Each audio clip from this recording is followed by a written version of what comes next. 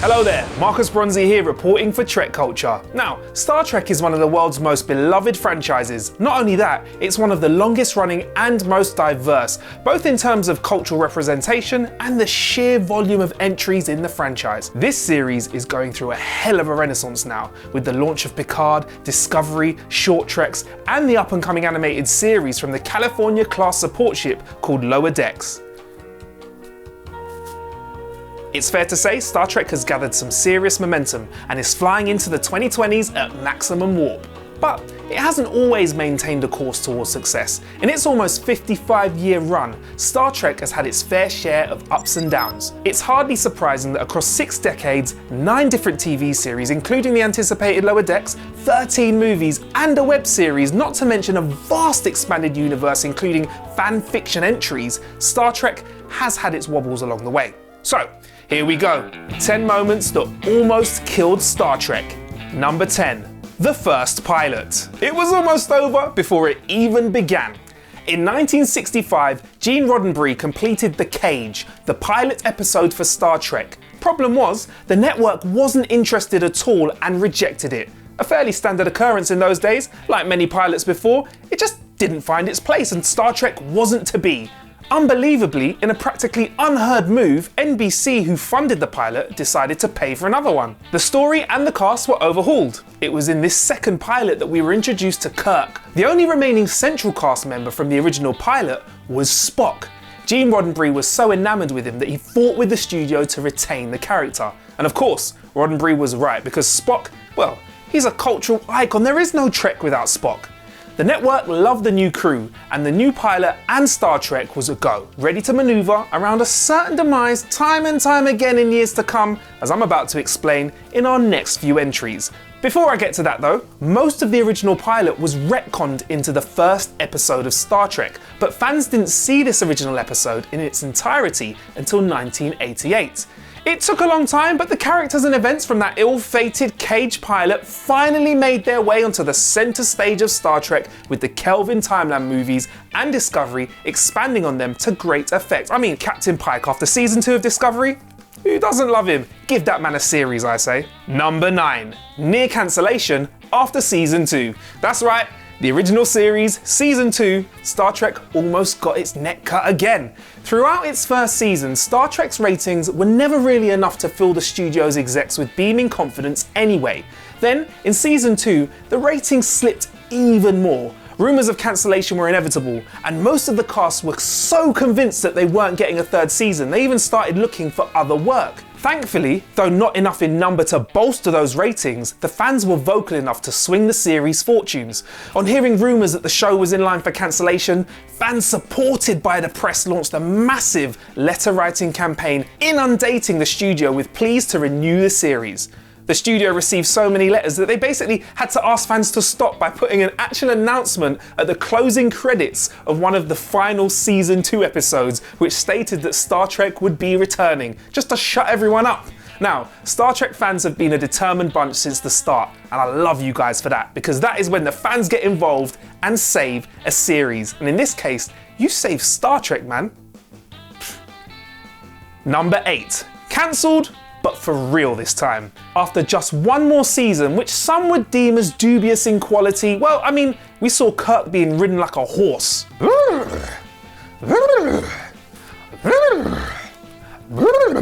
Anyway, after the third season, the show was cancelled and Star Trek was over. But in its short 3-season run, it had been enough. Star Trek hadn't made megabucks, but it had a lasting impact on the minds and hearts of the fans. More importantly, enough episodes had been made to allow the studio to sell Star Trek into syndication to local TV stations. Now that it was syndicated, reruns found more and more fans, as families sat down and tuned in to see the ongoing missions of Captain Kirk and his crew. Over the next decade, those fans developed an unprecedented dedication to the show. Communities of Trekkies founded conventions and fan clubs across the world. This was the beginning of what we now call fandom, and we have Star Trek to thank for that. Thank you. Due to syndication and the fans, Star Trek never fully left the limelight, remaining in the popular consciousness while Gene Roddenberry plotted new voyages.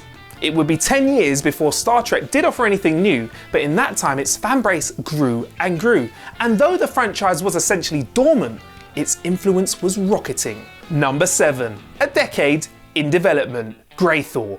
Thankfully, for all of us, Gene Roddenberry really bloody loved Star Trek and just could not let it lie. By the early 70s, with some backing from Paramount, he was working on a Star Trek movie.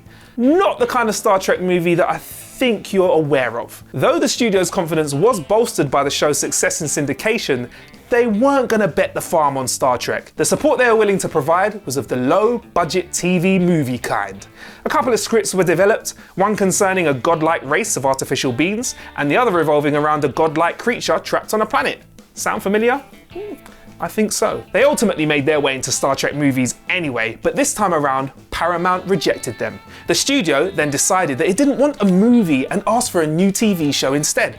Once a new ship had been designed and scripts written, as well as roles cast and sets built for this new show called Star Trek Phase 2, Paramount changed their minds back and decided, well, they wanted it to be a movie again. Number 6.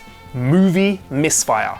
In 1977, Paramount execs saw Star Wars and said, "Hot dang, that's good." Thank you so much, Star Wars, because Star Trek, the motion picture, was greenlit. And this one was no low-budget TV movie. Star Wars changed everything. Suddenly, sci-fi projects commanded big budgets and big releases. Unfortunately, the motion picture was so plodding that it felt like it was happening in real time. I mean, technically, some of it did happen in real time, like that solid 4-5 minute sequence of Kirk and Scotty taking the slowest ever shuttle. I'm in two minds. In some ways I think it's kind of cute, and in other times I just want to get to the damn story. Fans have a real soft spot for the motion picture these days, but for years it was amongst the least loved entries to the Star Trek canon. Mockingly dubbed the motionless picture, the slow pace and lengthy runtime and beige colour palette left audiences anaesthetised, and once again the future of Star Trek was uncertain. Paramount had to think carefully about what to do next. Number 5. The death of a legend. That's the second time they've had to keep the fans at bay with credits. I love this. Star Trek fans always seem to get what they want. I mean, are we that scary? Are we?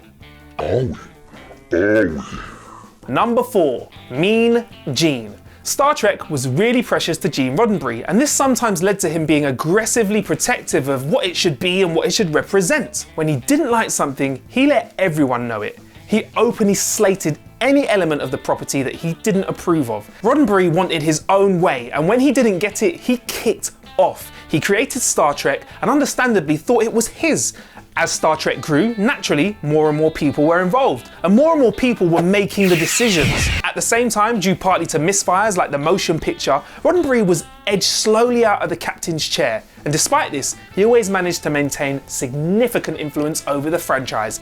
Number 3. The Unwanted Next Generation. I can't believe I'm saying this now, and it's hard to imagine, but when TNG was announced, people were pissed off. The fans were fiercely loyal to Kirk, Spock, Bones, and the rest of the crew, and they just didn't want to see anyone else attempt to fill their shoes. Once again, the fans had to take things into their own hands. They rushed to their writing desks, they poured their grave concerns onto paper, the post office worked around the clock to make sure the studio got these letters, and the almighty voice of the fans had spoken. Kirk's shoes could not be filled. The studio, who had bowed to the needs and wants of Trekkies in the past, listened to the objections, then ignored them, because they were wrong. The audience was wrong this time, and thus the golden age of Star Trek dawned. What followed in the wake of TNG cemented Star Trek as a pop cultural powerhouse. Suddenly, there was a vast shared universe of concurrent running shows and movies, and the 24th century had never seemed more tangible as it did during the years that followed the pilot of TNG. In the 90s, Star Trek kicked ass. Number 2. Fatigue and the End. In the first half of the noughties, audiences had begun to tire of a market that had been kind of saturated by Trek at the time. In 2002, Nemesis, the last of the TNG era movies, got a thrashing from critics, and more importantly, from the studio's point of view, it only just edged into profit at the box office.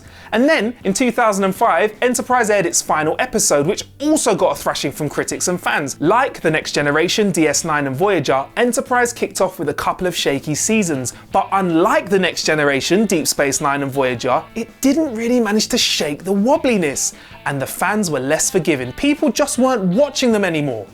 So in 2005, it was over and Star Trek was off the air for the first time in its history. There were no plans to bring it back.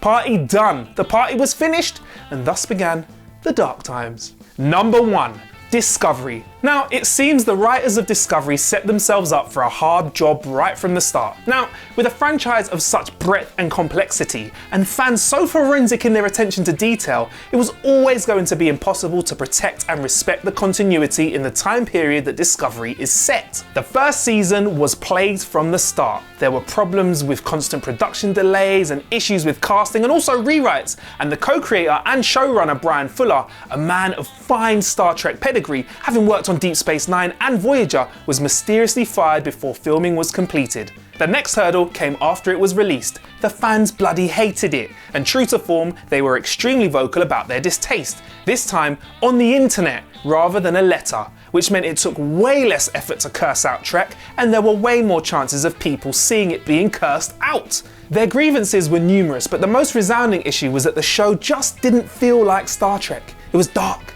it was gritty, and many of the characters were outright nasty. Not at all Starfleet. Now, like I said, the internet amplifies the hatred, so rumours were rife that the show wouldn't make it past the first series. Really though, this should have been expected because, like I said, first few episodes or the first few seasons of a new Trek franchise always have a wobbly start. It's a strong tradition, perhaps a franchise curse, that most Star Trek shows get off to a rocky start. It's true of TNG, it's true of DS9 and Voyager, and even Enterprise. Well, history repeats itself, and just like in decades past, the studio took on board all of that negative feedback and then ignored the fans that wanted it cancelled. Series 2 of Discovery acted like a soft reboot, which addressed many of the fans' concerns. We had hairy Klingons again, yes! And the tone of the show changed notably, and writers went into some effort to offer an in-universe explanation for the previous darker tones that we experienced. In Season 2, Discovery became Star Trek, and that's not bad going when it comes to Trek, seeing as it took all the others 2 seasons to get into the swing of things. So, there you go, 10 moments that almost killed Star Trek. What did we miss? Let us know in the comments below. And also, make sure you subscribe and give us a follow on Twitter @TrekCulture. I'm on all social medias, Marcus Bronzy, that's spelled MarcusBronzy. Peace.